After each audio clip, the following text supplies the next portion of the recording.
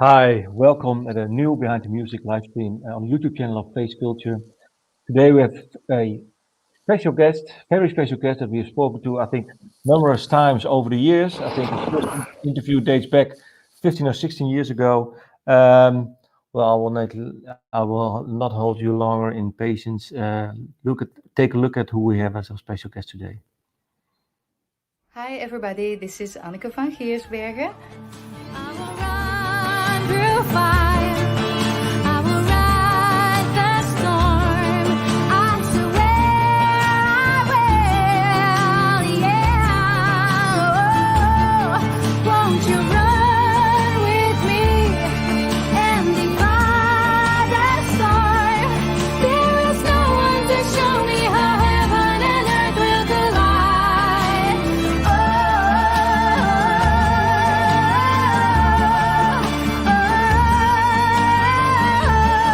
Only you comprehend, only I will defend you.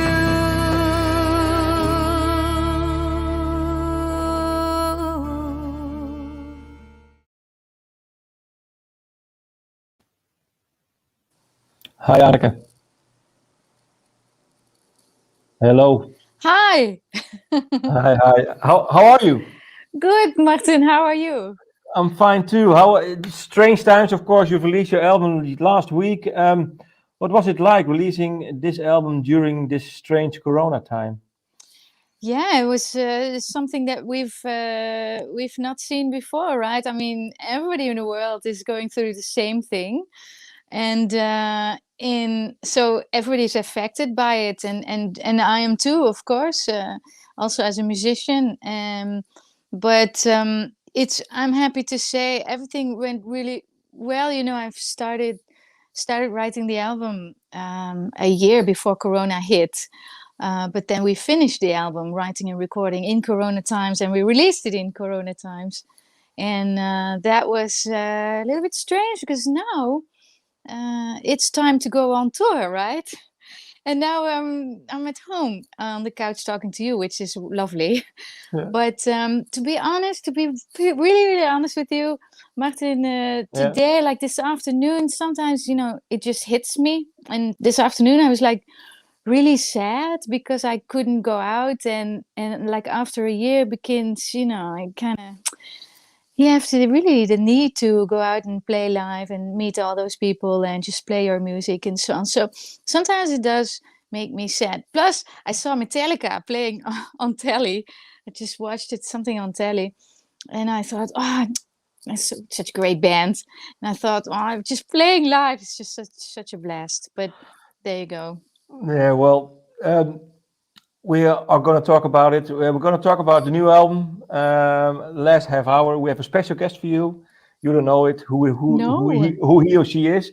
The first half hour, we're just going to take some look back with big steps through your career. But there's one question. People can always also send in questions over there. There's one question that I would like to show now. Maybe we can do it regarding what you just said. Live concerts are not happening yet. Do you have plans to do a live stream? Is it something that you can share with us or not? Well, I'm working on something really, really nice, but it's a little bit of a surprise. But you'll hear pretty soon. But yeah. Okay. First question answered. Prior to this, I asked you, well, if there is one example for you while growing up, you sent me in, well, this man who was a really favorite of yours. So let's see who you picked.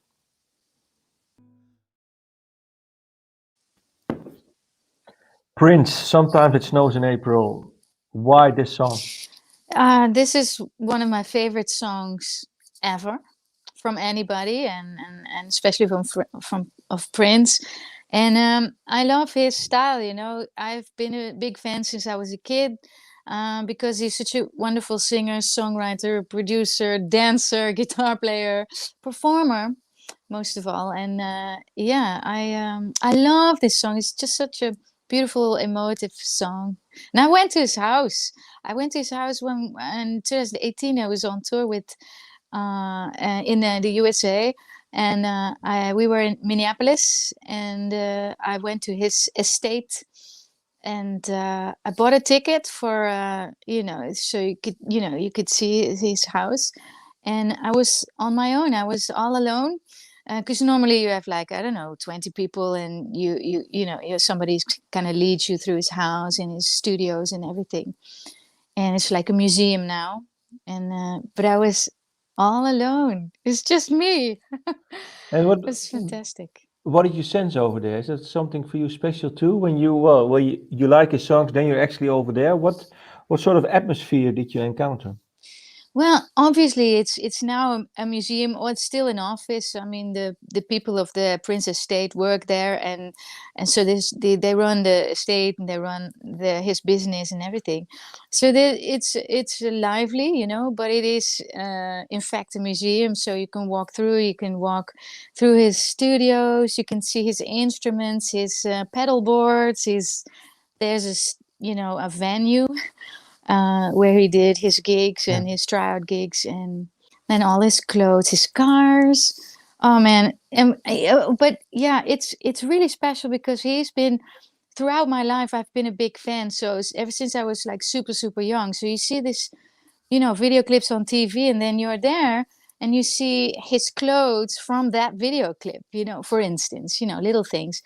But also a little kitchenette, like a kitchen where he used to sit and watch television on a small couch. And then you see this couch and you think like, okay, he was here every day and just sitting watching, the Yeah. games on TV. And so I took it with me, and it's such a weird thing. And he's not here anymore, he's not on this earth anymore. And it's just a strange feeling to be in his house. Did he influence you when you started singing when you were young? Yeah, in a way. Well, more as a singer-songwriter, performer. Obviously, made very different music as the music that I was going to make later on in life, because it's very soulful, funky, But I loved listening to it, and I loved him as a performer. He seems fearless, and I Yeah. really loved that in an artist. I was a big fan of Prince, but also Michael Jackson, also Madonna. Like these people on stage are fearless, whereas in real life they are usually crazy or shy or Yeah. and on stage they are like these gods. And I used to look up to those kind of artists when I was younger, and still actually. You said fearless on stage. Well, the next clip that we are going to watch, let's see if we see you fearless.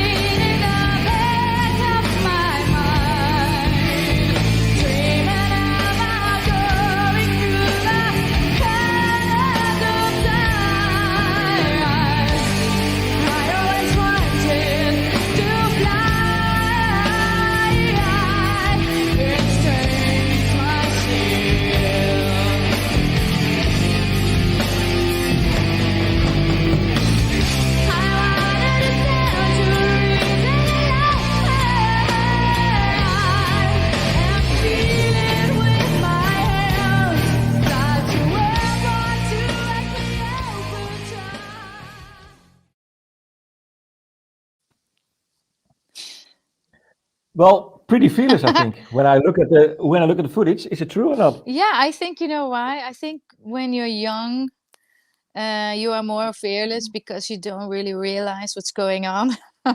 At least I didn't. In those early years, you just have so much fun, and everything was going so well for us as well. And you're immediately on the big stages, and on these big festivals. And yeah, that's just, you get lifted up, and it's just so fun to do. And we were making music, together. So there was not a lot of fear involved. But like when you grow older, you have more, you realize what's going on. And then at certain point, you realize what the business is like behind the scenes, and what the efforts are of so many people behind the band. And you're conscious of more and more and more things. as you grow older, and which is good because you can make conscious decisions when you're older, so that's good.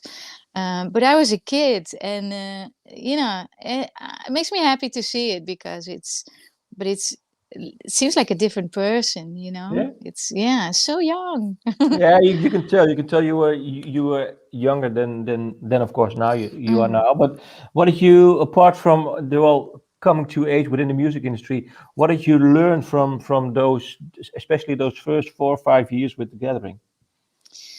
Um, in hindsight, when you're older and when you have more experience in whatever you do, in any stage of your career, you learn that you you need to go back to the feeling and the spirit you had when you were younger, or in other words, go back to being yourself.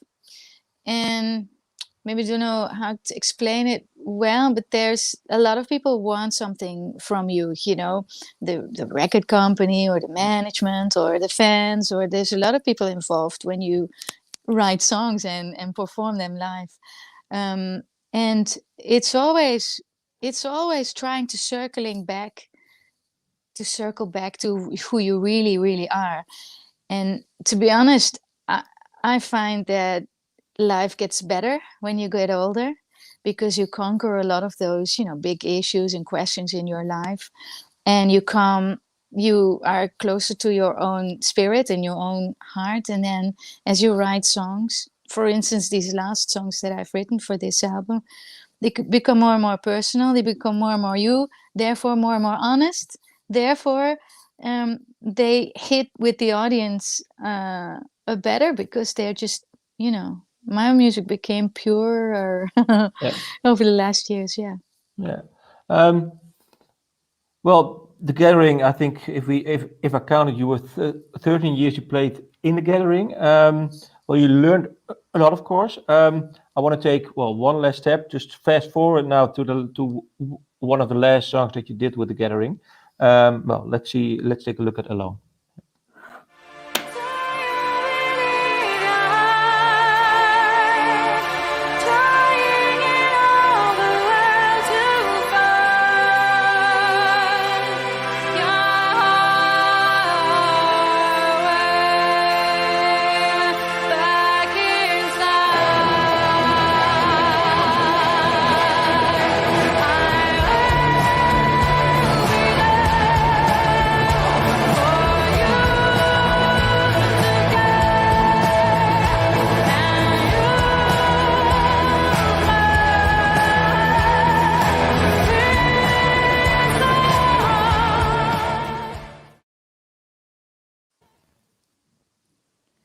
If you compare this Anneke playing live to, well, the previous one we saw with Strange Machine on Pink Pop, do you see a difference? Do you see a difference? Yeah, I think huge difference. I think we are all more mature.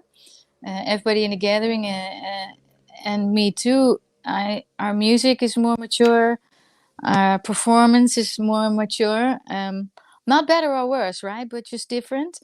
Um, and I love this song. I love this one. I haven't heard it in a long time. So, and there's a lot of times when I hear these old songs, um, for instance, just like now, Unexpected, I'm always happy and I realize how good it is, how well written and how well played it is. And so yeah, I really liked seeing this. Yeah. And well, you said you really like the song. What do you like about the song? Being well, you've written multiple songs over the years. What do you like about this song alone? Uh, it's something. I didn't write a lot of songs for the Gathering. Let's just say, like, I didn't put in a lot of demos. Like, here is a song, and then we work on it, right? So initial song ideas used to come from the guys, but this is one I brought in. But then when the guys were working on it, became such a huge and emotive piece of music, and that was so it changed from what I brought in. It was just something that I did on the computer, vocal lines, lyrics, melodies. But the gathering as a way of making songs into adventures, and I really like that element of the band. Yeah. How hard was it for you, to actually make the decision to leave the band? Was it hard? Was it easy? I think it was the hardest thing I've ever done, Okay. to be honest. Yeah, because I knew when you leave a band like that, we did everything together for 13 years, and we traveled a lot together, so we're like brothers, and I knew that if I would leave the band, then it would, our friendship would also, get a big bump, and it did, and I knew that, but I also knew in my heart that I had to move on and do other things, do more things that I wanted to do, on my own terms, make a solo album, or 2 or 3 or 4 or 5, and just start up a solo career and be with my family a little bit more. So that was a very clear feeling for me. However, I knew that was not going to be easy, and also not going to be easy for the guys. And Yeah. the future of the gathering, I mean, everything would be different. So yeah, that was But not easy. but now in hindsight, I think it turned out well. Do you still speak to the guys now? Not much, no. Okay. Well, then afterwards, you had Aqua de Annick, and there's one thing what I like, because FaceCulture, we have a big archive, and there's one thing that I would like to show you. We came to your studio, and we listened to you. We talked about a song that you wrote for the first Aqua de Annick album. Yeah. Let's take a look at it. We're going to look into the song Day After Yesterday. One day I woke up and I thought I want to make a song which is a funny song, because I never write a funny song, But maybe I thought it was a challenge, so I came down and I started on the piano and I thought I make funny lyrics and then I make a funny song, like cabaret, like some serious song came out, like a serious love song, but maybe with a twist, because the lyrics are, when I met you, my eyes hurt, that's how beautiful you are. So it's kind of, there's a kind of a twist in it, but it's not really funny, it's just a love song. So, but I started, and it's very simple. It's 2 keys playing.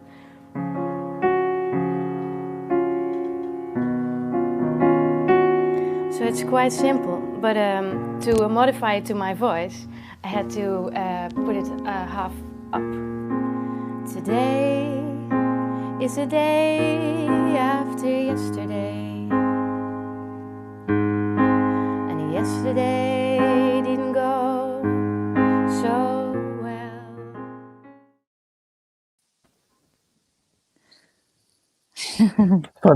Fun to see, right? Yeah. That first album, how important was it for you to actually have your first solo album under the moniker Aqua de Annick? Was very very important to me, because I've written those songs in about a year prior. So every once in a while, I'll just write a song, and then at one point, I got the feeling, or gradually got the feeling, like, oh, I want to make a solo album, and the whole thing happened. I went solo, and I already had all these songs, and so I went in the studio with Rob, my husband, and some good friends, and I said, these are the songs, let's just record it. So recorded kind of very spontaneously. We didn't spend many days in the studio, so it was very intuitive, very spontaneous recording. And I think one of my best, to be honest, because it is spontaneous, you can hear this energy, but also, you know, it's well played, and everybody felt like, yeah, we're doing something new, and it's, you know, you can feel that energy in that record. So that's to me is really cool. And how important was it to have it labeled Aqua de Annick? Was it something that you really needed? No, you know, I think my band name was a mistake because I think it's a little bit, I was a little bit shy when you know, I stepped out of this huge band, The Gathering, you know, with a huge name and huge following. And then I went on my own. And what do? I come up with a band name, and then I come up with a band name that nobody can write or understands. So I think it is a little bit shyness, because I thought if I just immediately go as Anneke van Giersbergen, I was afraid that people wouldn't take me seriously, but it wasn't all that conscious, all of it, because it's all hindsight, you know. But I should have gone with Anneke van Giersbergen because I Yeah. was there to stay, you know. But Yeah. in the beginning, people were very, very. They didn't believe in me so much. They thought she'll make an album and she'll disappear off stage and that's it, you know. She'll have the family and that's it. But no. But I should have gone with my own name from the get-go. Yeah, it was interesting because the next album was Anneke and Aqua de Annick, and then yeah, no, but it's just Yeah. funny to see how it works in your head. And then Yeah. what made you decide, well, to actually drop it, and then for your first solo album, everything is changing. Why was the moment there? Because it's also a symbolic and a psychological meaning. Why was Yeah. the moment there for you to actually go for now it is Anneke? Yeah, it was just time, and we talked with the management, like, okay, so then it's going to be Anneke and Annick and Anneke van Giersbergen, like you said, or with Anneke van Giersbergen, with Annick, and it was just so complicated. Yeah. And then I thought, you know, fuck it, just use my own name, let people get used to it all over again. And but then what happened was when we released that album under my own name, for some reason it kind of all fell, you know, it all came together. Yeah. Because if, you know, I thought, what the hell, just me and my name, my music, and we'll see what happens. I think that feeling came across with the audience because at that moment, I mean, that album did really well. And so maybe they felt like, okay, so she's really here to stay. So no hiding behind a band name, no hiding behind management decisions anymore. And from then on, it was like, so it took like 5 years for me, but also for the audience to really, really believe in my establishment, in the whole thing, in the music scene. Yeah, and the song that we're going to see now is, well, maybe the song title says it all.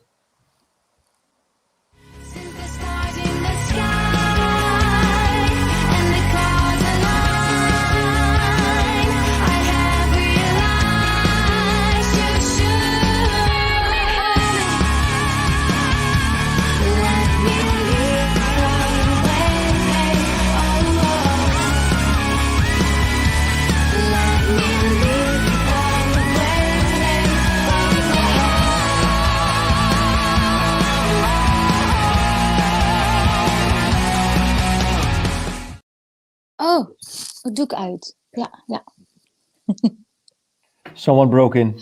Yeah, because they said my necklaces are making noise, right?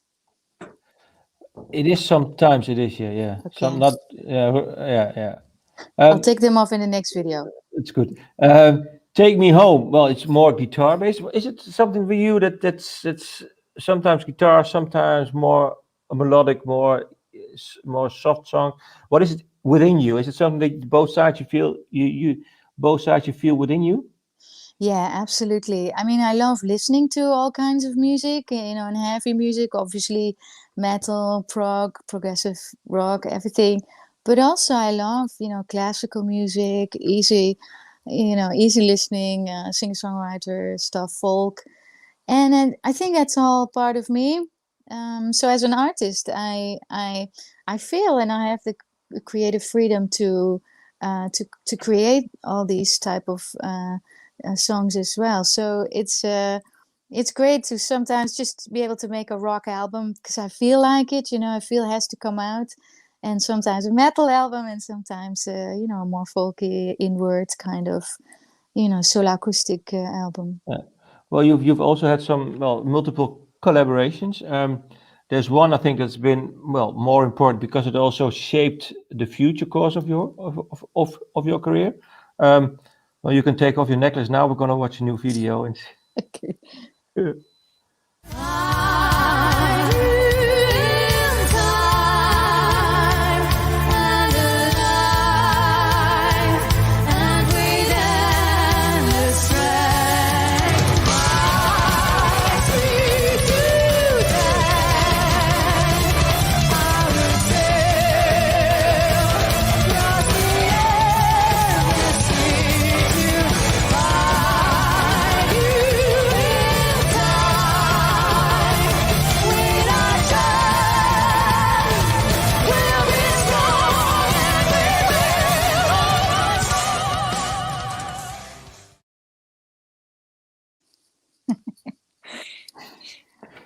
Gentle Storm with Arjen, of course, Arjen Lucas, and also Arjen. Gentle Storm, was it something that fit naturally within the course you were going back then? Actually, this was a total spontaneous project. I emailed Arjen for something completely different. I saw a picture that was funny, and I emailed him. And then in the last second I was writing this email, I just typed, "Hey, you want to do something together?" And I just pressed send and whatever. And I got a mail back, and he said, "Actually, I'm working on something, but I don't know where to go with it yet. But they're good songs. I have some scribbles, and he said, maybe we can work something out together." And so we got together, and we have this whole elaborate story and this whole plan, and this just came rolling out. We were so inspired, and so there we were. So we have a band name, the Gentle Storm. We have this huge elaborate album, the double album, and it hit, man. I mean, it was very successful, maybe because of the spontaneity of it. But I recently talked to Arjen.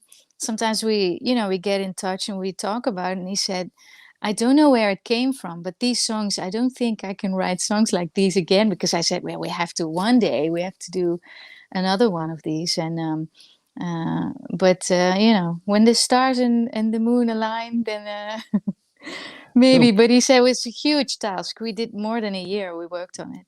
And is it something that, you said, not in the near future, but there is one question that I would like to ask. Someone asked it. Let me see. I see all the questions here. Yes, this one. It's something. Will you participate, Arno Ux? Will you participate in Star One? Because Arjen is working now on Star One. Is it something that will you be participating? Do you know? No, I'm not. I don't know who is. It's I don't know any inside information either, but it's not going to be me now. So the Gentle Storm also not within the near future then? No. But actually, with the band that you performed on the Gentle Storm tour, they also played a big role in the next step in your career. Let's take a look at a little clip right now.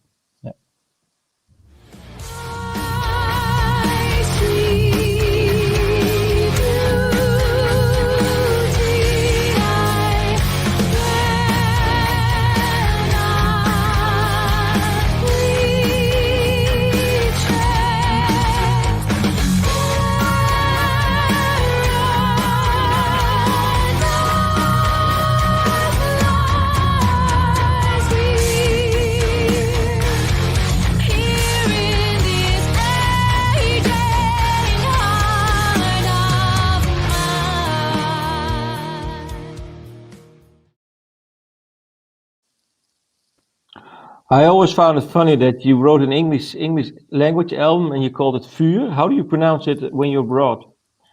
Well, I just say vuur, but the funny thing is when in every part of the world they say something different, Yeah. obviously. And that's fun, you know, that's why I kind of picked a Dutch name because, you know, people talk about it and ask me questions about it. So it's something that sticks out.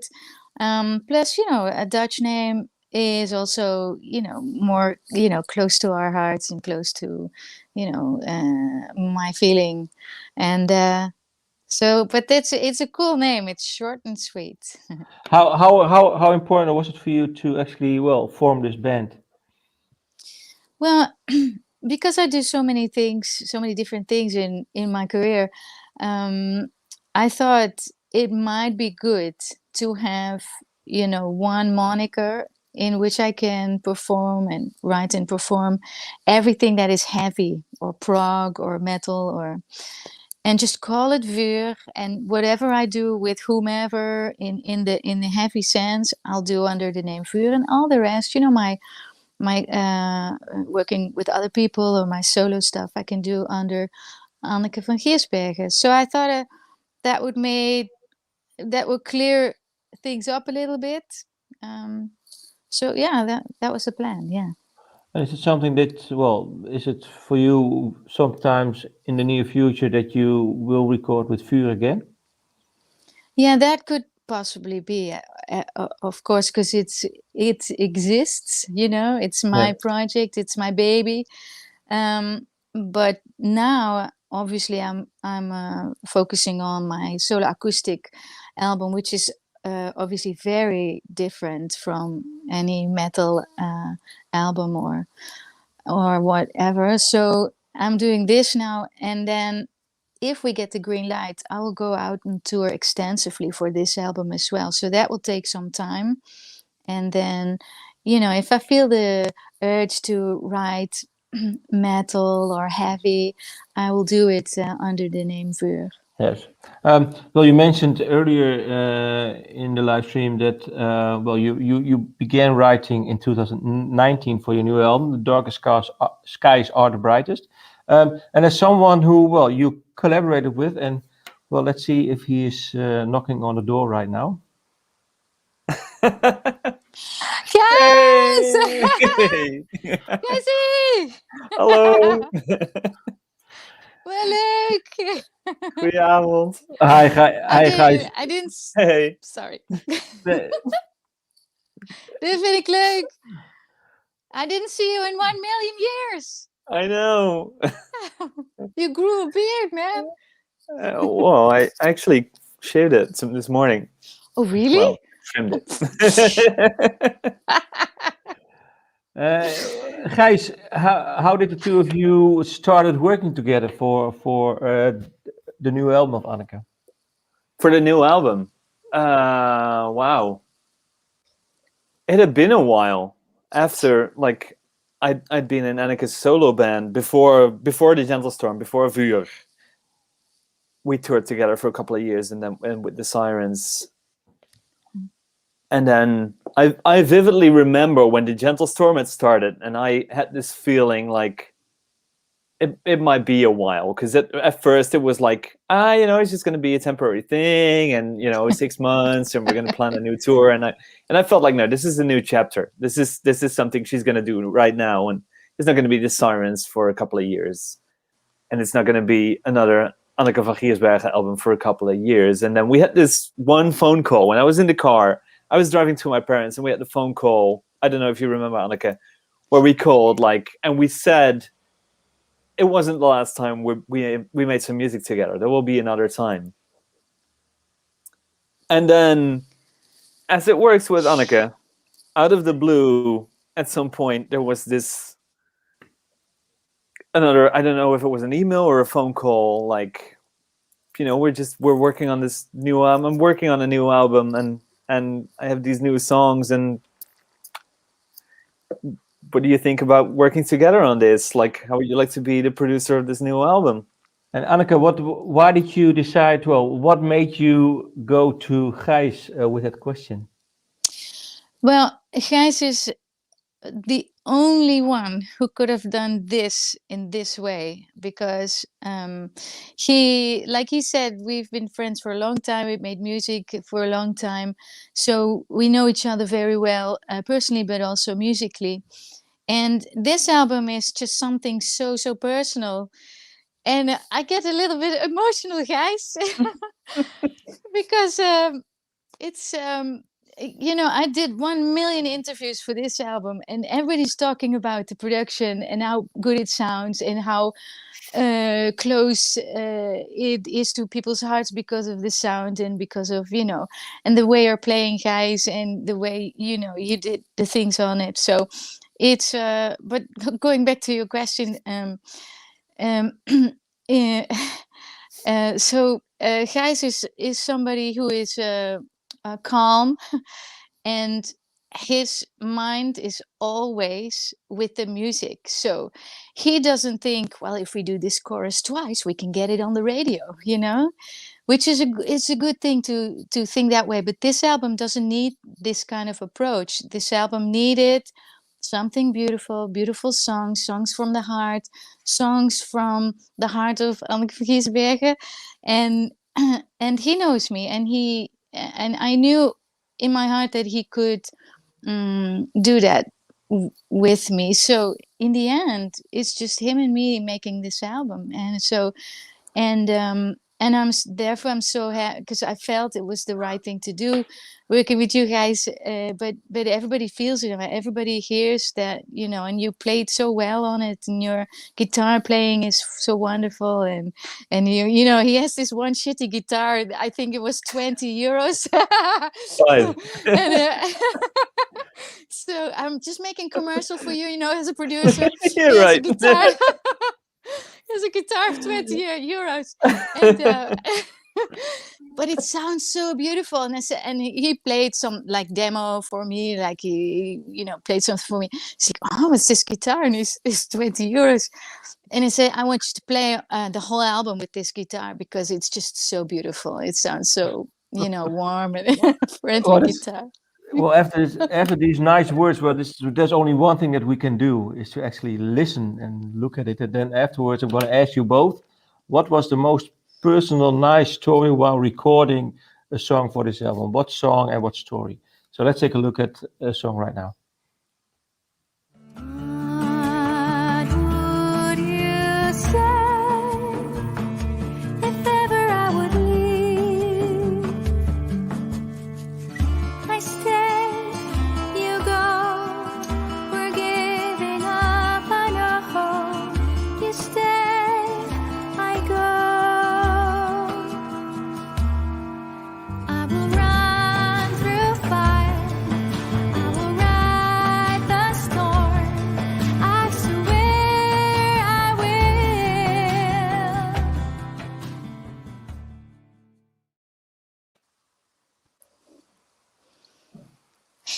Who will be first? Yes, Gijs, of course. I can't think of like one specific anecdote right now, but it's funny that you picked this little bit of music, because this might very well be my favorite, like 1 minute of music of the whole album. But there's a couple like this, and that's kind of what describes this album for me. The But why this, Gijs? Why this specific bit? Like, for me, the process of making this album has been about trying to find those bits of Anneke's music that I would always want to hear her sing. Like those, the one thing that you go, I could listen to this 1,000 times and it would still give me goosebumps. And for me, that's been the experience, is trying to chain all of those back to back. Meaning, what parts? Can you explain them for the? No, you can't explain, because it's like, it's just trying to listen to your very heart, to your very, what's in Anneke's voice and her songwriting that hits me the most, and trying to chain all of those moments together and trying to find the ones that hit you the most. So that's that.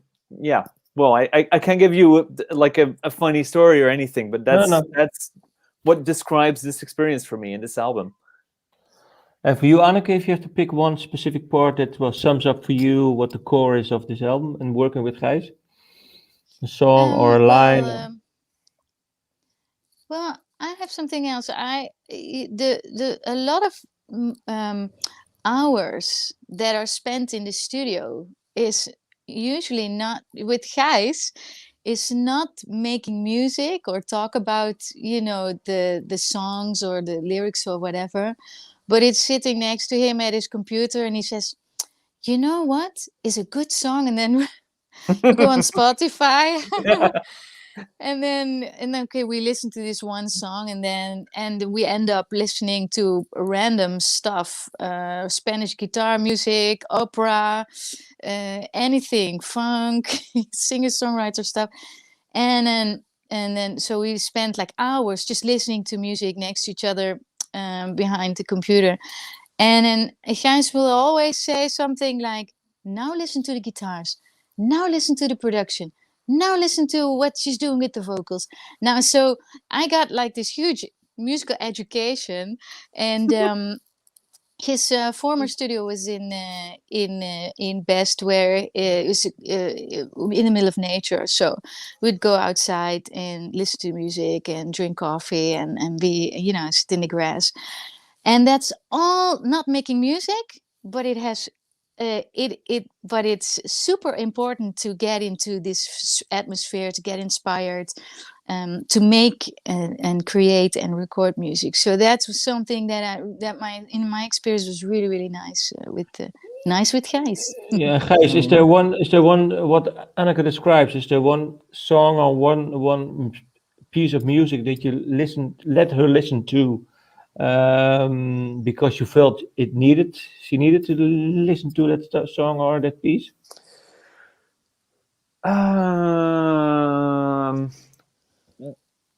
Well, I could go back to I remember there's a Spotify playlist that we started off with before we even, well, maybe we'd done one session and some demo recordings, and then I thought, oh, it's a really good idea to start this, like a joint playlist on Spotify, and we can like try and inspire each other. And there's a couple of things on there that I think we went back to. And there's like, some. Yeah. Yeah, this country, you showed me some country. I don't know. I forgot her name. Yeah, whatever. Go ahead. Yeah, maybe. Could very well be. I don't know, but I like these tangents. I know what you mean. I like the moments in the studio where you just, because you're like, it's hard work being in the studio. When you listen to a finished album, everything seems really obvious because people had spent a year working on something to make it sound really obvious and like flowing.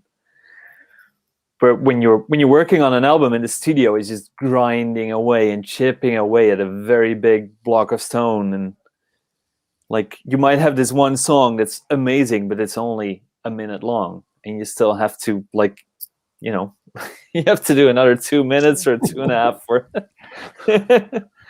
so it can be really a grind to make an album and make music. It's a lot of work, and for me, it just works to get inspired and just go on a complete tangent when you just feel like, oh, this makes me think of this one Bach piece I used to listen to as a kid, or it makes me think of a Willie Nelson song I heard the other day, or it's just, and it can be everything. It can be classical music or country, or it can be the latest Dua Lipa single, or it can be. Were you aware of the lyrical content the personal lyrical content that Anneke was writing about? Yes, but in all honesty, I'm as a music listener, I'm not a lyric listener. Okay. Like, for me, the story is in a melody. Okay. And then, so most of the time, Anneke has to remind me, like, yeah, it's a good idea, but the lyric, this song is about this. And you're like, right, okay. That's true. Yeah. Yeah. Anneke, how was it for you? Because you described it as an album that was a nearly breakup album, but it worked out fine in the end. Was it a conscious decision to actually write about this, or did you maybe hesitate for a while? Or No, it was the songs really came out because of this situation, and there was a lot of stuff happening at the same time, and it got confusing in my head. So in order to clear my head, it was good for me to write songs and lyrics.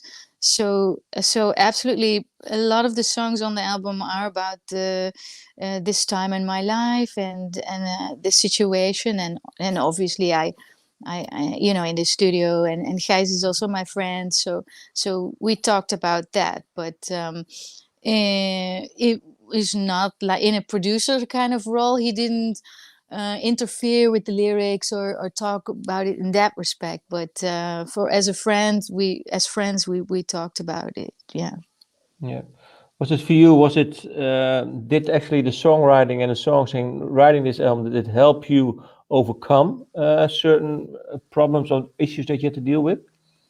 Yeah, absolutely. Sometimes even, and it's a peculiar thing, but sometimes when you write a song or a lyric, you understand in hindsight, you understand what it's about, because sometimes the wisdom or a good idea or a good lyric just comes through you.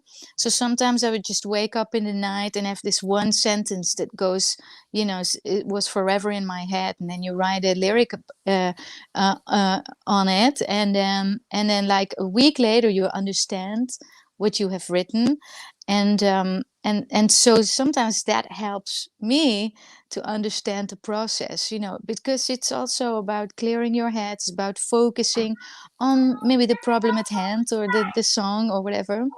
So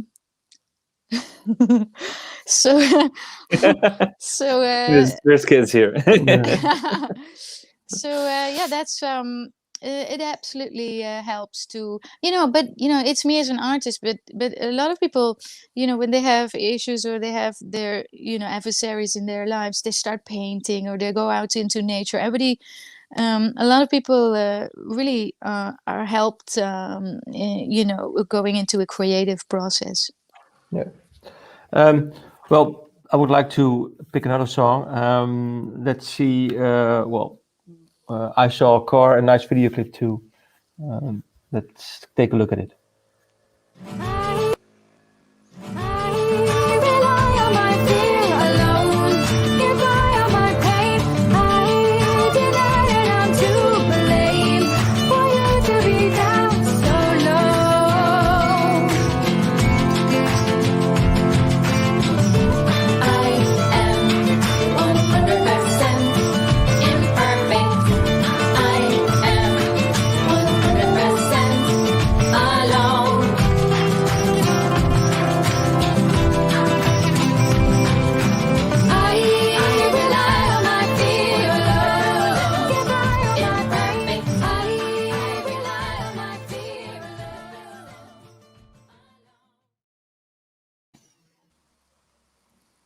Gijs, if you have to share one story about that song, recording that song, what would it be? that was the one song where I think we were like, even when Anneke had written that song, she had written the riff where like the one is the song starts out with, and she was like, I don't know what to do with this. I don't know if this is going to be a song for the album, or it's just the weirdest thing I've ever written. and we ended up with literally the riff exactly. I don't even know if it's from the demo, but we ended up with it exactly unchanged from the first idea, because that's exactly what made it strong. And it's kind of the odd one out on the album, but it's also one of my favorites because it's such a strong song, and it's such a kind of I don't know. It's a very feel-good song. I remember because this was the last song I've written for the album, and I was in the hotel room when we were in the studio, and I felt like there's one more song, and there has to, there was something waiting. And I thought, okay, I'll just write it. And Gijs, yesterday I was looking through, I had to look through my photos for something, for another interview. And I saw the video I taped while writing this song. Oh, really? And yeah, so you said it was exactly that riff, but it was exactly that riff that we used. So I recorded on my laptop just really quickly this song, and I said to you in the next morning, guys, I don't know about this song. It's really strange, but it makes me happy. And then you say, yeah, me too, and let's just record and see what happens. And now it gets played on the radio. Yeah. And it's so that's the magic of music. And if you don't think about it, if you turn your brain off and just make something that you really, really enjoy, then sometimes, there's little surprises there. Yeah. Interesting. Gijs, may I thank you for being our secret guest of today? Of course. Super leuk, Thank you. Thanks for having me. Yes. Well, thank you. See you next time, Gijs. Yeah. Well, viewers, you can that way. Yes, this way you can ask questions. There's a few that were already sent in. Mandy de Beer, favorite song on this new album? Ooh, for several reasons, but I really, really love the song Agape. It's the first song on the album, I believe, and it's something that I really love. I love the guitar playing on it. I love the song itself. It also captures the mood of the whole album. It's emotive. It's I like the lyrics. It's one of my faves. Okay. Then another question from Mandy. Will there be new songs in the set list if the Ghost to Church tour will? First question: will it go on the Ghost to Church tour? You're freezing, Mart.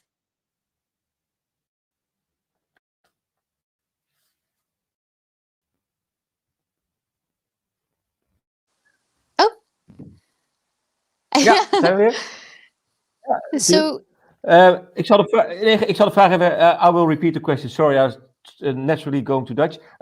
Mandy de Beer. First question, of course. Will the Ghost to Church tour? Will it actually happen? It will. It is been postponed, I think, 2 times. Now, like any other concert in the world. However, it's been postponed to May, but I don't think our Prime Minister will allow us to play for that many people. So I think we have to postpone it again. But they're working on it, and I'm not sure where we stand on it. But I think proper touring will be occurring in 2022. Yeah. So hold on to your ticket, please. Yeah. And then, of course, the new songs will be in the set list, of course. Yeah. It's a set list changes now with some new songs and everything. Yes. Yeah. Yvonne Duikers, what touched you the most while writing the album? I think what really was different from all the other writing sessions I did for the album is that I was just on my own, and like I explained, I wanted to clear my head, to focus on these songs that were very important to me. So to be able to write them in a quiet place, just by myself, just let everything out, that was really important to me this time around, and I really like this process. Normally I write in airplanes and in backstages and so on, and I really love it. I love the hectic life, but I really found a lot of peace in writing like this. So once the hectic life starts, you will actually once you decide to record an album, to write an album, you will take time off then. Yes, I should.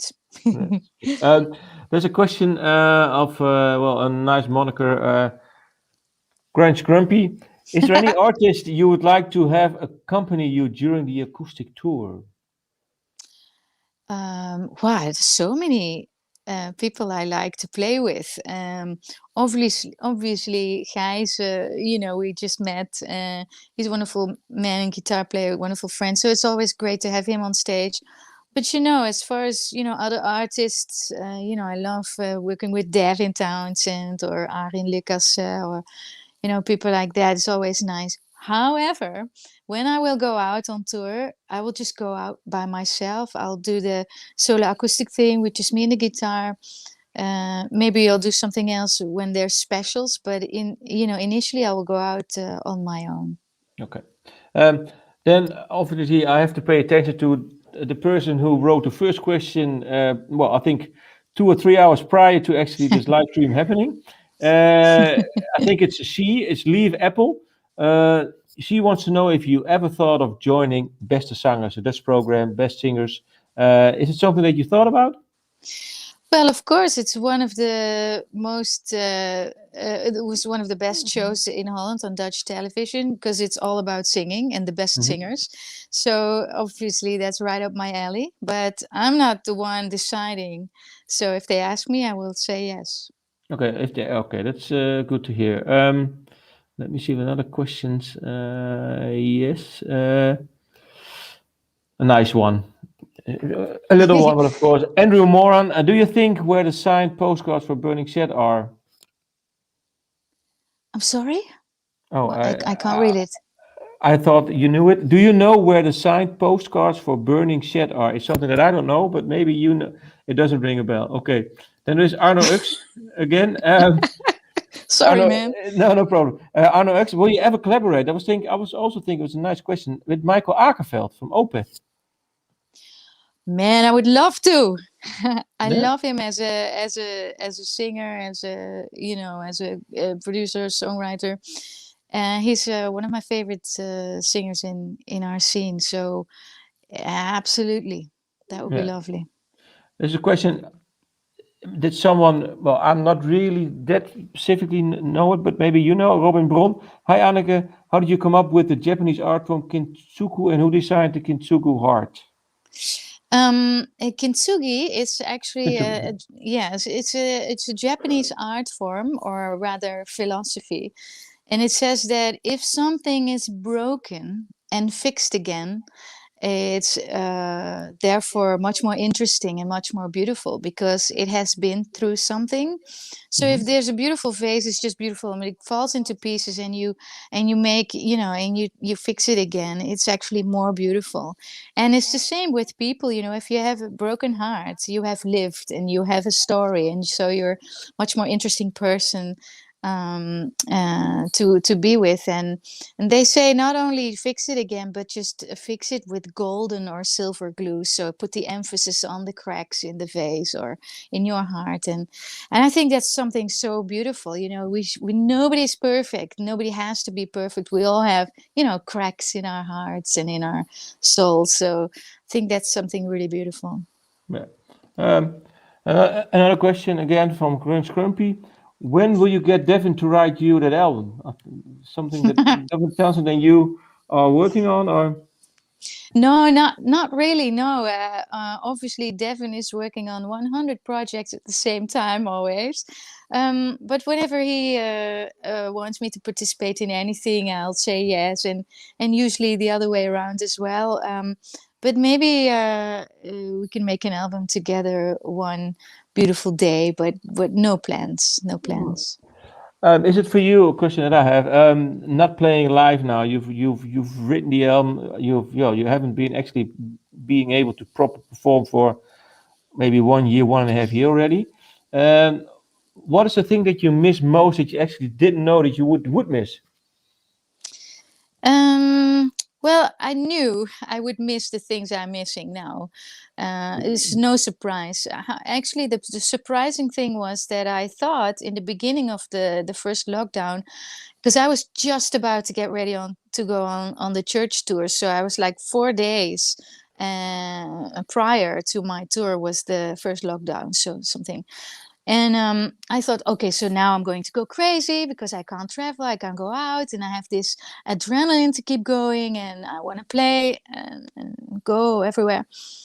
And I didn't go crazy. I actually really, at first weeks it was weird, but after that I kind of get into this mood of being well rested, my physical body was resting, and I had time with my family, with Rob and Finn, and I really thoroughly enjoyed that. But now after a year, I really sometimes I'm like I told you in the beginning, this afternoon, for instance, I was just really, really genuinely sad that I can't, you have this album, you have everything, you have done everything. And now we can't go out to play live. And that's the one thing I really, truly love the most in the world. So that sometimes makes me sad, but we keep, we keep going for the future and for when I'm practicing my live set.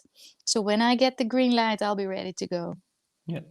Another question, we have to round up within a few minutes, but another question from Seba Valenzuela. Hey Annie, well, she knows you, of course. Greetings from Chile. Any plans to do a cover album someday? No plans yet, but why not? There's so many artists that would be awesome to cover, like Bee Gees or or maybe no, could be, or maybe. Well, there's something. Robin, do you have the video that do you think that the video that I would like to show? Talking about this, well, we recorded something with you a few years ago. Let's sneak it in now. I don't know when, but just say it could even make it happen.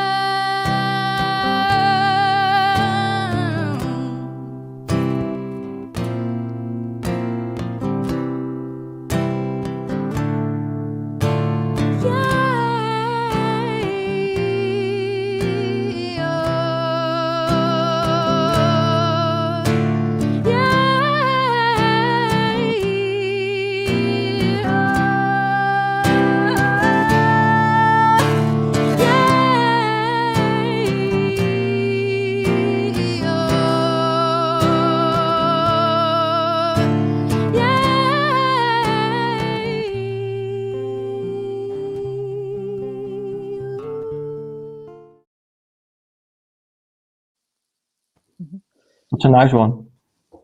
It is a nice one. Yeah, absolutely. I think there are many artists that you could cover, of course. Yeah, and Kate Bush, one of my favorite singers in the world, of course. And we were supposed to do a Kate Bush evening in the theaters in Holland this January, but it got postponed. So I will do a cover set, but no recordings yet. Cover set? Where will you be doing it? In the theaters, but it's going to be next year. But it's going to be a theater tour. Theater tour with one artist in mind, or with many different? With Kate Bush songs, yeah. Oh, sorry. Okay. Oh, sorry. Kate Bush song. Okay, I didn't understand. Thank you for your time, Anneke. You too, Martin, and everybody who's watching. Thank you. It's wonderful. Yes. There's one question that I would like to end with. Just recently coming in now, I think it's a nice question to end this show. Is, I think you know the answer. How much do you believe music can heal people, Anneke? I'm a believer. Absolutely. I think music, art, visual art, movies, is all food for the soul and can heal us. Whenever we feel anything, any emotion, happiness, sadness, there's always music to accompany, and I think we need it in our lives. Absolutely. Okay. Nice last words to the interview, Anneke. Thank you once again. And thank you. And well, we'll meet again. Yes, absolutely. Thanks, Martin. Thank you. Thank you for your time, everyone. I hope you enjoyed this live stream with Anneke. I surely did so. And there's only, let's see, there's one song that we can end the show with, so enjoy. I saw a bird, a beautiful bird. If I could steal its wings, I would get what I deserve. I stand my ground high up in the clouds and escape my responsibilities.